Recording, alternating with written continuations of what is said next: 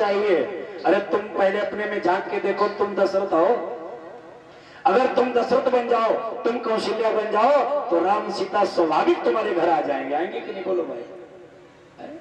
राम को बुलाने की जरूरत नहीं, जरूरत है केवल दशरथ बनने की। सीता जैसी बहू बुलाने की जरूरत नहीं, जरूरत है तुम्हें कौशल्या बनने की।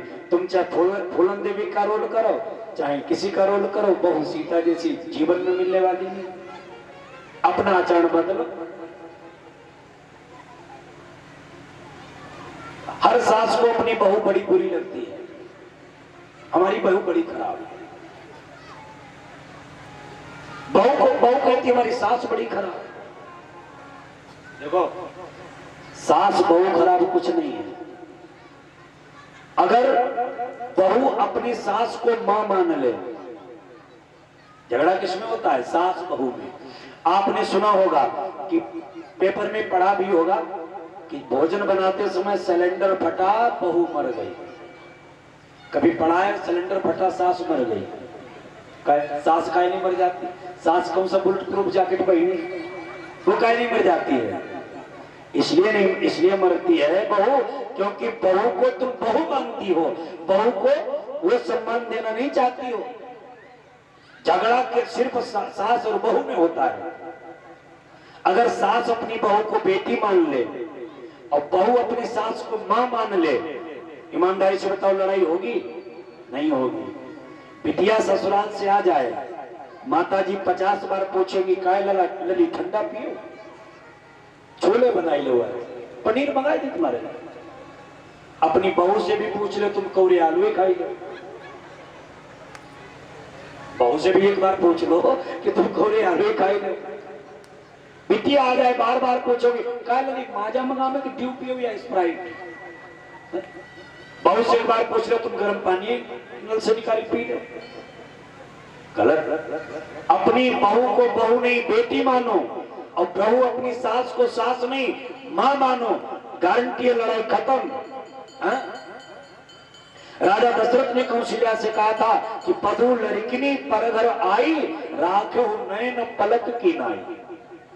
ये बहुएं जो आई हैं, ये बहुएं नहीं, लड़किनी हैं, बिटियां हैं मेरी। अपनी बहू को बेटी मानो। इसलिए महाराज यशोदा ने कहा पंडित जी से, पंडित जी जरा देखो इस लला का कहीं विवाह होगा कि नहीं। तो पंडित जी ने हाथ देखा, मैया इसके छठे स्थान पर राहु बैठा है। महाराज ये हमें नहीं पता राहु कहाँ बैठा, कहाँ नहीं, कहाँ खड़ा है, कहाँ लेटा है, स्पष्ट बताओ, हमें तो फलादेश करो। तो पंडित जी ने कहा राहु छठे स्थान पर जब राहु होता है तो विवाह अधिक होते हैं, विवाह अधिक होते हैं। तो मैया ये विवाह ज्यादा करेगा। पंडित जी, मैया बड़ी खुश हो गई। मैया ने विचारी के लला एक है, वो भी ऊट पटांग और बहुएं तमाम आएंगी, हमें तो चांदी ही चांदी। कोई पैर दबाएगी, कोई हाथ दबाएगी, कोई सिर दबाएगी, कोई गला दबाएगी। हाँ गला भी तो दबाती है। आप मिस्त्री किचन में खड़े होके जो डुकरिया मरी नहीं, मौका मिले जो कि गर्दन में बैठते, इतना नाराज होती अपनी बहू अपनी सास। तो मैया बड़ी खुश हो गई। पंडित जी कितने विवाह करेगा लाला? पंडित जी ने कहा मैया बहुत करेगा, 2-4 थोड़ी कर लेगा। अरे नहीं मैया 2-4 नहीं, और आगे बढ़ाओ।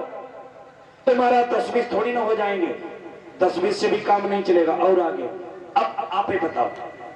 पंडित जी ने कहा ये विवाह करेगा 16,108। अब मैया के अंदर सांस अंदर, बाहर की बाहर। मैया ने कहा पंडित जी खूब मजाक बना रहे हमारी, इतना बड़ा तो घर भी नहीं, ये सब रहेंगी कहाँ?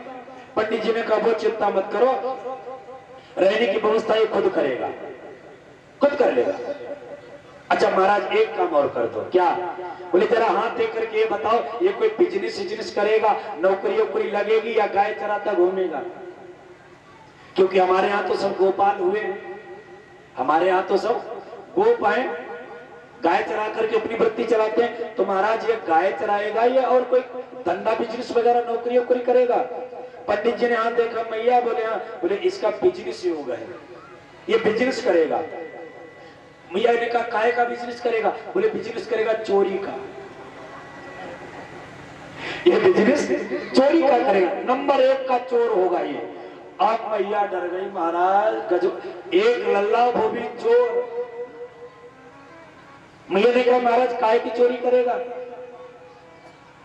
पंडित जी ने कहा मैया ये ऐसा चोर होगा हर चीज चुरा लेगा, और वाकई भगवान बहुत बड़े चोर हैं।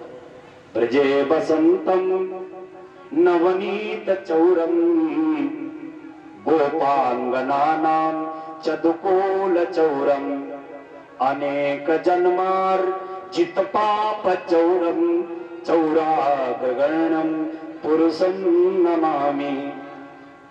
ब्रजे बसंतम नवनीत चौरम, ब्रजमंडल में रहे तो महाराज नवनीत माने मक्खन, माखन चुरा चुरा करके खाया, और गोपांगनानाम चतुकुल चौरम, गोपिकाओं के चीर चुराए महाराज जी ने।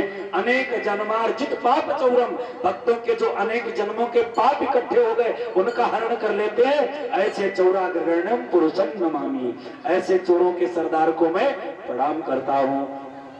गर्गाचार्य जी ने फलादेश किया भैया ये ऐसा चोर होगा। मैया बड़ी प्रसन्न हो गई, चलो कोई बात नहीं, दो चार अवगुण है तो एक आध गुण भी है, भक्तों का कष्ट दूर करेगा तो अच्छी बात है। तो मैया ने कहा पंडित जी एक काम और कर दो। बोले क्या? बोले अब आप भोजन मेरे यहाँ बना करके कर लो, उसके बाद जाओ भोजन कर लो। पंडित जी ने कहा देखो भाई हम सपाकी ब्राह्मण हैं, अपने हाथ से बना करके भोजन करते हैं, किसी का बना हुआ भोजन करते नहीं, टाइम हमारे पास है नहीं। देखो भोजन में बड़ी शुद्धता और स्वच्छता होनी चाहिए। कहा गया जैसा खाओगे अन्न वैसा बनेगा मन, जैसा पियोगे पानी वैसी बनेगी पानी। और आज अगर हमारा कुछ बिगड़ा है तो सिर्फ और सिर्फ भोजन बिगड़ा हुआ है। बिगड़ा है कि नहीं? भोजन कैसे बनाना चाहिए, भोजन कैसे करना चाहिए, ये हम लोगों को सीखने की आवश्यकता है। जिस दिन तुमने भोजन बना करके भोजन करना सीख लिया उसी दिन आपका जीवन बदल जाएगा। पहले की वृद्ध माताएं जो हुआ करती थी पुराने जमाने में, वो जो कपड़े रसोई में पहन के जाती थी वो कपड़े फिर बाहर नहीं पहनती थी, रसोई के उनके कपड़े अलग हुआ करते थे। चौके में अगर लकड़ी भी जाती थी वो जल से छिड़क करके जाती थी अंदर। हम लोग भोजन करने बैठते थे तो चौका लगाया जाता था, पाटा डाला जाता था, हम लोग कपड़े उतार करके एक वस्त्र पहन करके और पाटे पर बैठ करके भोजन करते थे, भोग लगा करके। ये पद्धति होती थी भोजन की। और आज भोजन की विधि बदल चुकी है। हमारी माताएं किचन में खड़े खड़े चप्पल पहन के भोजन बना रही है। बनाती हो कि नहीं? बोलो भाई, गलत है। चप्पल पहन करके भोजन बनाना बहुत बड़ा दोष है। देखो रसोई घर क्या है? अन्नपूर्णा का मंदिर। देवताओं के मंदिर में आप तभी जा सकते हो जो अन्नपूर्णा की कृपा होगी। अन्न पेट में होगा, क्योंकि अन्न के बगैर जीवन संभव नहीं है। इसलिए अन्नपूर्णा का सम्मान करो। किचन में आपको दीपक जला करके रखना चाहिए, धूपबत्ती जला करके रखनी चाहिए। नंगे पांव किचन में जाओ, स्वच्छता से जाओ, बगैर नहाए कभी चूल्हा मत जलाओ। हाँ, बगैर नहाए चूल्हा मत जलाओ। लेकिन बगैर नहाए चूल्हा जलाने की बात छोड़ो।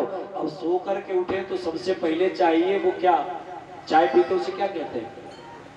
Bed tea. क्या बात, बेड टी। हे भगवान, पूरी रात की लार खखार सब मुंह में भरी और घटाघट चाय पी रहे।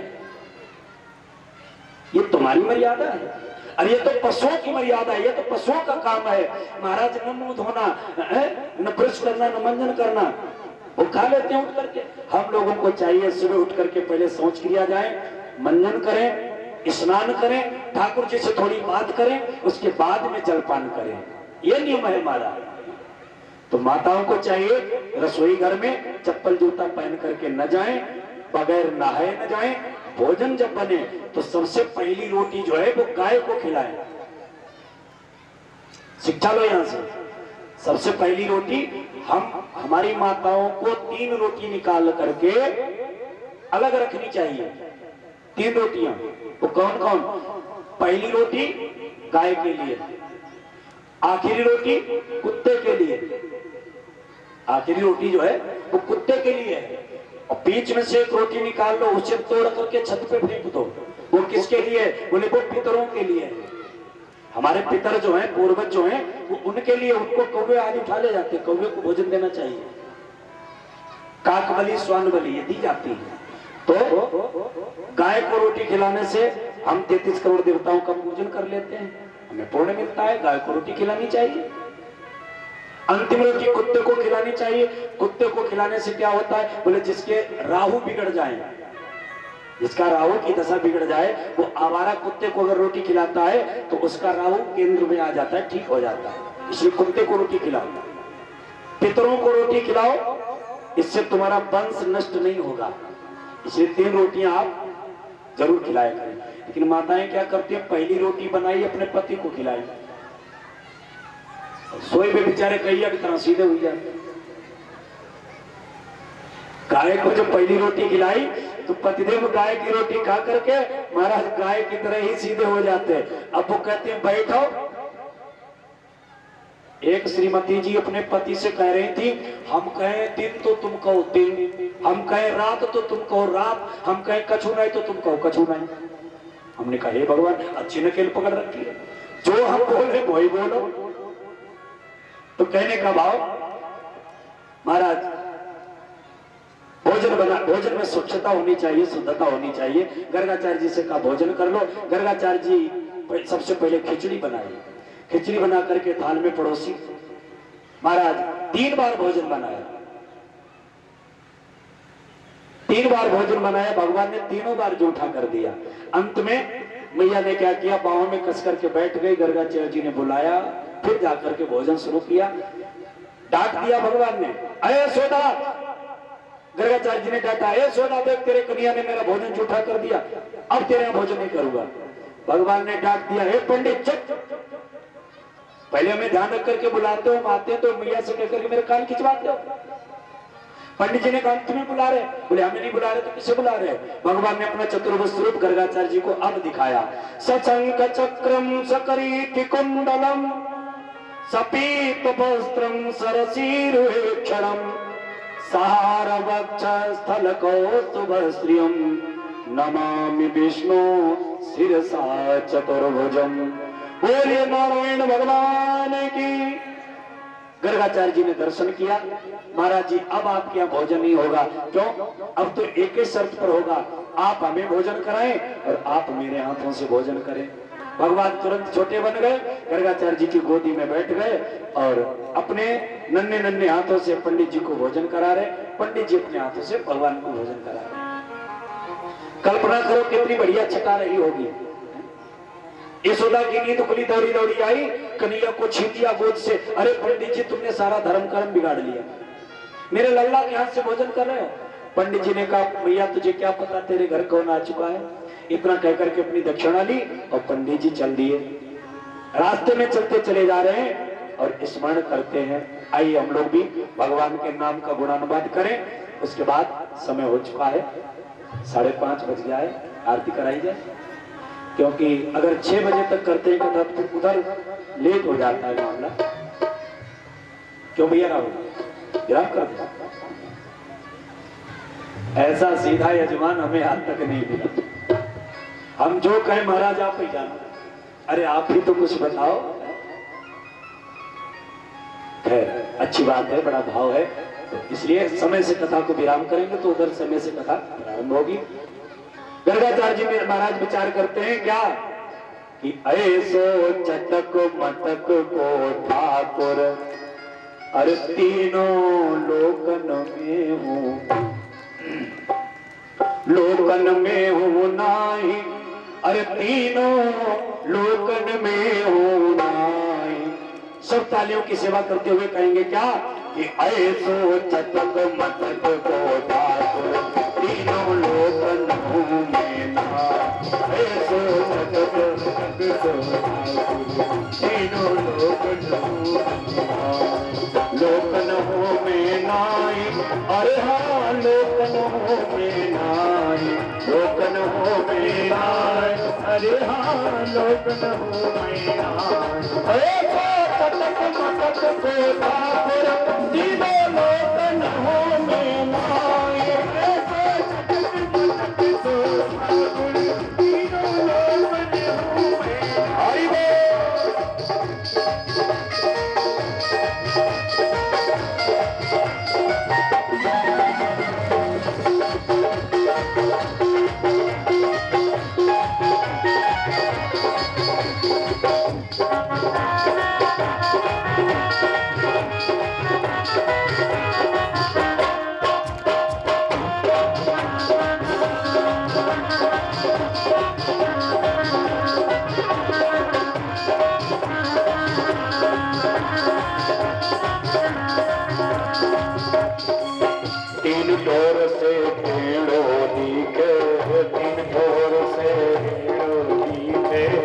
नटवत की जनगतियो सीखे, नटवत की जनगतियो सीखे, तिरछे नैन चलावे तीखे, तिरछे नैन चलावे तीखे। ऐसो वैभव पारो, ऐसो वैभव पारो, गाओ ये ब्रज में गारी खाए। ऐसो वैभव पारो, गाओ ये ब्रज में गारी खाए। ऐसो भटक भटक को ठाकुर तीनों लोकों में खाई। ऐसो भटक भटक को ठाकुर तीनों लोकों में खाई। लोकन हो में नाई, लोकन हो में नाई।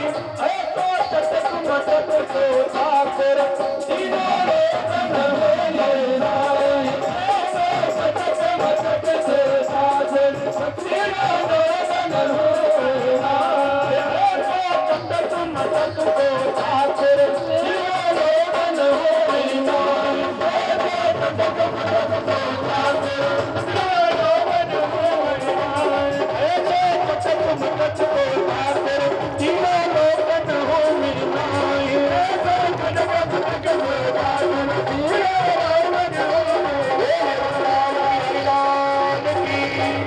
भागवत भगवान की जय हो। पार्वती पते हर हर महादेव।